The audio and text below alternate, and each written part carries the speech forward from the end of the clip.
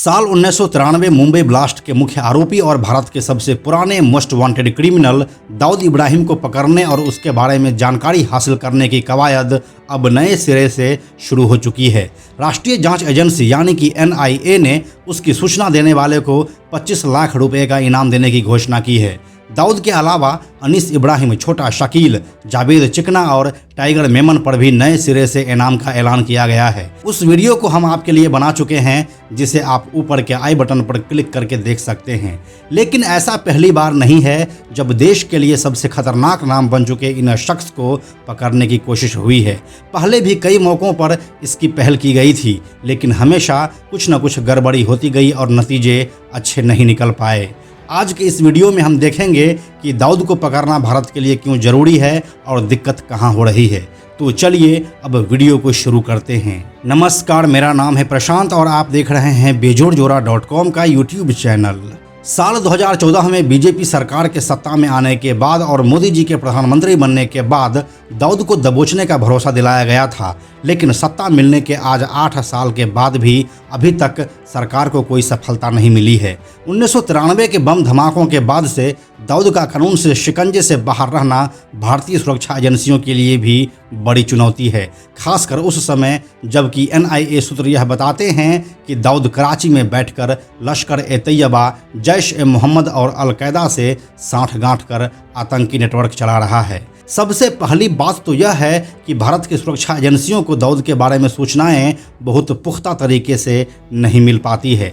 ऐसी सूचनाएं आती तो है कि पाकिस्तान ने उसे अपने देश में जगह दे रखा है, साथ ही यह भी जानकारी मिलती है कि वह पाकिस्तान में अलग नाम, अलग पते और अलग पहचान के साथ रह रहा है। जैसे जैसे दाऊद के ऊपर दबिश बढ़ी, वैसे वैसे पाकिस्तानी सरकार ने उससे जुड़ी तमाम पहचान को समाप्त कर दिया और अब दाऊद इब्राहिम पाकिस्तान में बिल्कुल एक नए पहचान के साथ रह रहा है।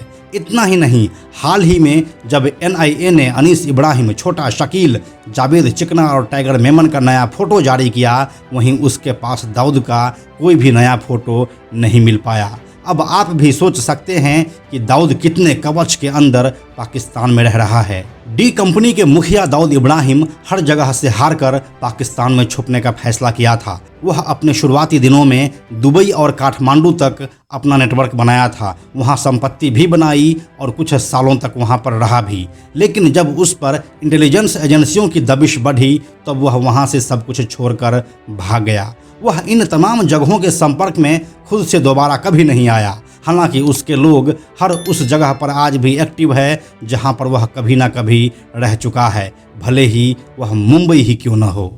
इंडियन इंटेलिजेंस एजेंसियों की माने तो पाकिस्तान उसे 24 घंटे सुरक्षा कवच दे रहा है। ऐसा माना जा रहा है कि दाऊद की सिक्योरिटी पाकिस्तान में वहां के प्राइम मिनिस्टर से भी ज़्यादा है। ऐसे में भारत के पास सीमित विकल्प बच जाता है, या तो वह उसी तरह दाऊद के खिलाफ खुफिया कार्रवाई करे जैसे कि अमेरिका ने पाकिस्तान में ओसामा के खिलाफ और अफगानिस्तान में जवाहिरी के खिलाफ किया था। लेकिन ऐसे ऑपरेशन को अंजाम देना आसान है नहीं, खासकर भारत जैसे देश में। इस बात को हम सभी जानते हैं कि साल 2005 में अजीत डोभाल के नेतृत्व में एक अनऑफिशियल टीम दाऊद को दबोचने के बेहद करीब पहुंच गई थी, लेकिन मुंबई पुलिस से ऑपरेशन की बात लीक हो गई। उस टीम में वे लोग भी थे जो मुंबई पुलिस के वांटेड लिस्ट में शामिल थे और मुंबई पुलिस उसे अरेस्ट करके ले गई।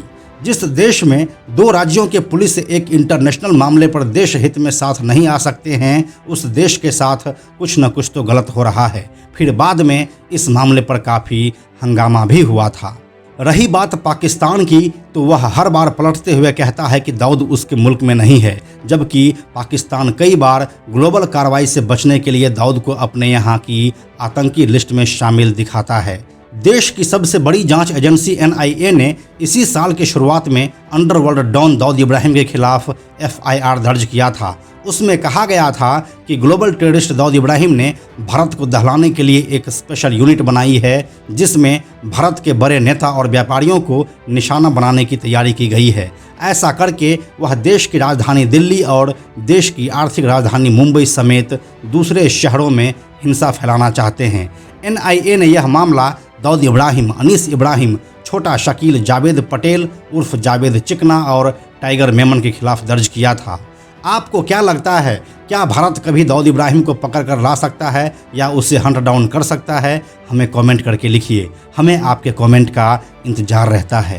अंत में एक और ज़रूरी बात, हमने बेजोड़ जोड़ा का एक टेलीग्राम चैनल भी बनाया है जहां आपको हमारे सारे वीडियोस के लिंक सबसे पहले मिल जाएंगे, इसलिए आप लोग टेलीग्राम पर भी हमसे जुड़ें। टेलीग्राम पर हमसे जुड़ने के लिए सिंपली आप टेलीग्राम ऐप के सर्च में जाकर बेजोड़ जोड़ा लिखिए और चैनल पर जाकर ज्वाइन बटन क्लिक कर दीजिए, आप हमसे जुड़ जाएंगे। यह वीडियो अगर आपको पसंद आया तो इसे लाइक और शेयर जरूर करें।